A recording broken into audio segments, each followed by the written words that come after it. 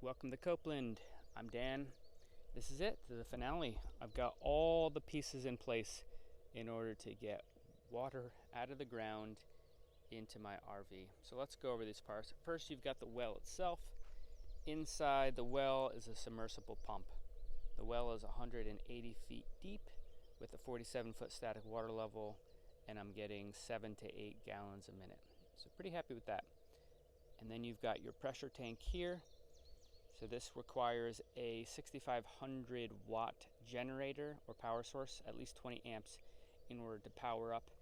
And then we've got our generator over here. So those are the three big components you need in order to get your well working. So let's talk about cost-wise. So cost, the well cost $5,500 here in Virginia.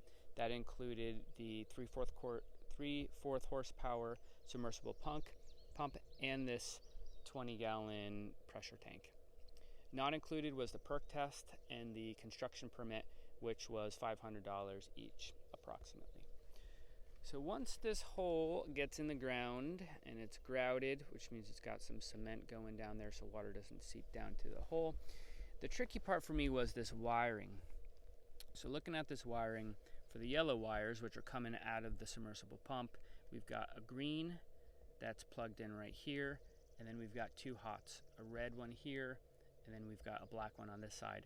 And then this extension cord, I went to Lowe's and I purchased this. This is $2 a foot, and one of the black wires goes to the black side of the hot, and then the white wire is plugged into the left side, which matches up with the red, and then this is grounded, of course, too. So looking at that extension cord, and again, you can buy these parts at Lowe's. I think this head is a 50 amp head, and it costs about $18 or $20. It is wired for 4, but I only have 3 wires. So I should say it typically is wired for 4. I'm only using 3. So what I've done is this top is the ground, and then this is 120, and then this side is 120, and then this is a neutral. So these two together combined are 240, and that's enough to power the well pump. So that is how you do it. You plug the top in, and then you can plug it into here on your generator. This is the 50 amp plug. You could also use a 30 amp because you need at least 20 amp to charge that up. So that would be fine too, but it was a little bit easier to find this connection at Lowe's. So that's what I went with.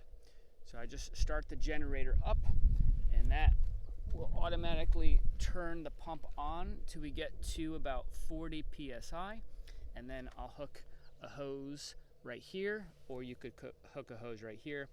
This one will come out a little bit faster. So for right now, I will fill up my RV's fresh water tank by just running a hose over there, and then I've got my RV potable water hose. So I will plug that in and fill up some gallon containers, and then I can run that through my Berkey filter, and I've got drinkable water. So we are completely off-grid using a generator in order to pressurize a pump to power this pump and get the water up. Now my plan is to take this top off and put a manual hand pump to pump the water up manually in case I don't have a generator handy. So this is it, a fully working well. I'm so grateful. It took about 3 months from the time I contacted the guy for the perk test to a completed functioning well.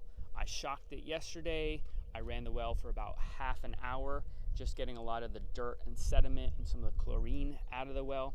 So it is good to go. Thanks so much for watching.